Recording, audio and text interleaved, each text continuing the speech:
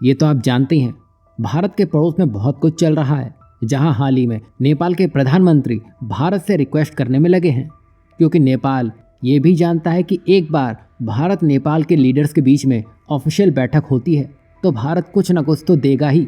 लेकिन भारत ने ऐसा कुछ नहीं किया।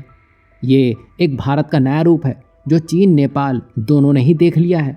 वहीं बांग्लादेश, जो टेक्सटाइल के सेक्टर में एक बड़ा खिलाड़ी बना हुआ था, आज उसको वियतनाम ही पीसने में लगा हुआ है। और हाल ही में ये रिपोर्ट्स भी आई हैं जहां वियतनाम का टेक्सटाइल और गारमेंट सेक्टर इस साल $44 बिलियन के निर्यात को हासिल कर लेगा, जो पिछले साल की तुलना में 11% अधिक रहने वाला है। और इसी वजह से वियतनाम बांग्लादेश को पीछे छोड़ सकता है, जिसके बाद वो दुनिया का दूसरा सबसे बड़ा निर्यातक बन सकता है। मतलब एक बांग्लादेश है, उसके पीछे भारत वियतनाम दोनों ही पड़े हैं। आज ये आंकड़े वियतनाम के हैं, कल ये भारत के होंगे, क्योंकि भारत भी यही करने में लगा है। यही नहीं, अगर आप ये सोच रहे हैं कि भारत छोटे ही खेल खेलने में लगा है, तो ऐसा बिल्कुल भी नहीं है। भारत अफ्रीका के गेटवे यानी कि मोरक्को से एक बड़ी साझेदारी करने में लगा हुआ है।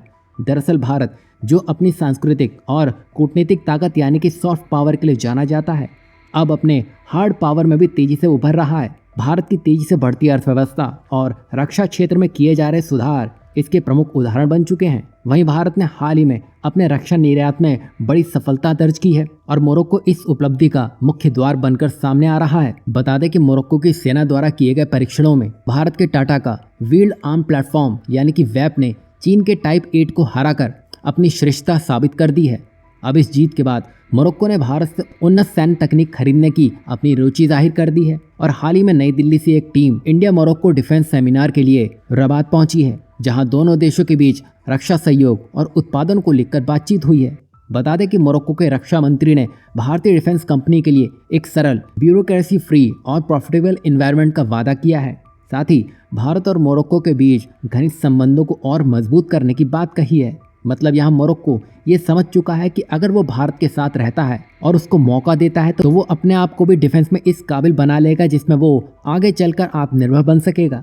यही वजह है कि मोरक्को ने भारत से आग्रह किया है कि वो वहाँ अपना डिफेंस मैन्युफैक्चरिंग प्लांट स्थापित करे। और मोरक्को ने भारत से अपने रक्षा उत्पाद केवल स्थानीय ज़रूरतों के लिए नहीं बल्कि पूरे अफ्रीकी बाजार में निर्यात करने का भी सुझाव दिया है। अब इस दिशा में एक बड़ा कदम उठाते हुए भारत की टाटा ग्रुप भारत की पहली ऐसी कंपनी बन चुकी है जो विदेश में अपना रक्षा निर्यात संयंत्र स्थापित कर रही है।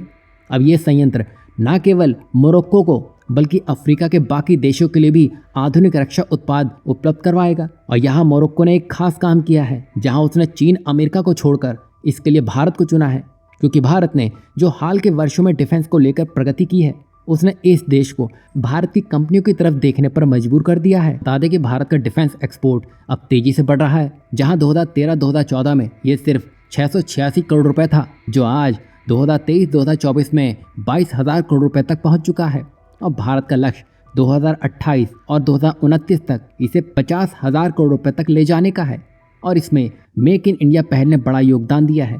इससे न सिर्फ घरेलू उद्योग मजबूत हो रहा है बल्कि विदेशी निवेश भी बढ़ रहा है। यही नहीं, टाटा एडवांस सिस्टम लिमिटेड ने मोरक्को के नेशनल डिफेंस एडमिनिस्ट्रेशन के साथ एक समझौता किया है और इसके तहत कासाब्लांका में हर साल 100 आर्म्ड व्हीकल बनाए जाएंगे। और ये पहल मोरक्को में स्थानीय रोजगार तो बढ़ाएगी, इसी के साथ ही साथ वहाँ पर 50% से अधिक पुर्जे स्थानीय स्तर पर ही निर्मित किए जाएंगे। बता दें कि मोरक्को अब अपनी डिपेंडेंसी हथियारों को लेकर चीन और अमेरिका पर से निर्भरता घटाने की सोच रहा है और अब भारतीय तकनीक पर वो ज्यादा भरोसा कर रहा है। यही वजह है कि ये साझेदारी सिर्फ मोरक्को तक सीमित नहीं रहने वाली है, ये अफ्रीका में भारत की बढ़ती प्रेजेंस को भी दर्शाता है। वहीं इंडिया अफ्रीका डिफेंस डायलॉग और संयुक्त सैन्य अभ्यास जैसे इनिशिएटिव भारत को अफ्रीका में एक मजबूत और भरोसेमंद डिफेंस पार्टनर के रूप में स्थापित करने में लगे हैं, जो शायद चीन के लिए एक बड़ा सरदर्द बनने वाला है। यहाँ आपको क्या लगता है? एक तरफ भारत जहाँ अपने पड़ोसियों से डील कर रहा है, तो दूसरी तरफ ग्लोबल लेवल पर वो डिफेंस में भी मजबूती हासिल करने में लगा है। तो क्या ये बदलते भारत की नई शुरुआत है?